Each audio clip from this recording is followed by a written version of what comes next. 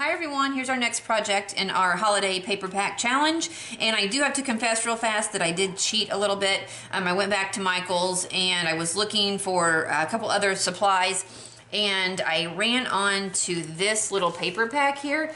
It's a glitter paper pack, and it was with the paper pack that I bought that we're doing this challenge with. It was only $6, and there's 24 sheets of glitter paper in it, and the papers match the paper pack. So there's like a light teal, there's blue, there's white, there's silver, gold, and then this reddish, the pinkish color, which matches. So I went ahead and got it. I'm going to use this to use with the other things. You do not have to get that, obviously, but it went so well with it, and I was pretty excited, so I went ahead and got that one. So what we're gonna do is we're gonna move on to this project. This is going to be another gift bag, and let me get out my scoreboard here. What you're gonna start out with is a piece of pattern paper that is 6 by 12. You need this is gonna be the base of your box, and this is 3.5 by 6. These are your handles. You're gonna need 2 pieces. Mine are 1/2 inch by 6 inches. And then this is gonna be the trim for our bag, and these are both 3/4 inch by 12 inches. All right, we're going to set that aside, set our handles aside, set the pattern paper aside, and this is the base of our box. So we are going to, base of our bag, work on that. Now, I'm going to make it so that the glitter is showing on the inside when you open the bag, which is not gonna make any difference on how you score it, but when we assemble it, it will just slightly. So with the 3.5 inch side at the top, you're actually just gonna score 1 inch all the way around. So I'll just move my paper, and so we get score lines like that. Grab my scissors and just, let's see here, how do I want to do this? I want to cut on the long sides. So I'm just going to cut in on these score lines like this. Alright, now because I said I want, when you open the bag, I want you to be able to see the glitter paper, what we're going to do is when we assemble it, we're going to assemble it so that the glitter is on the inside of the box. Okay, so that means we're going to put adhesive on our 4 back corners. This is the, I guess technically it's the outside of the bag or the box. You're not going to see this white part at all because it's going to be wrapped with the pattern paper.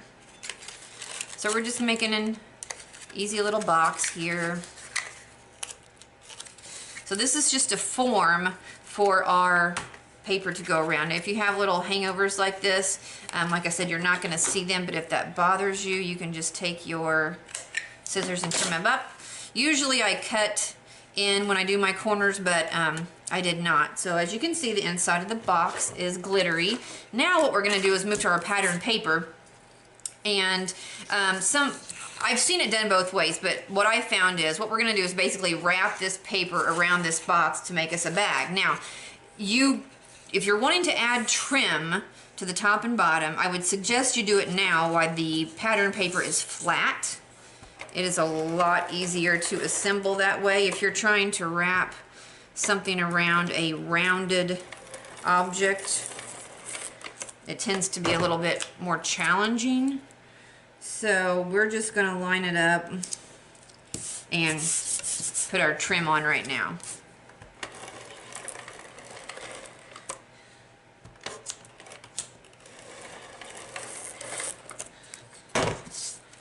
Alrighty. And you could also too, if you wanted to, which I probably should have, make this one twice as thick, so this would be 1.5 inches instead of 3/4 inch.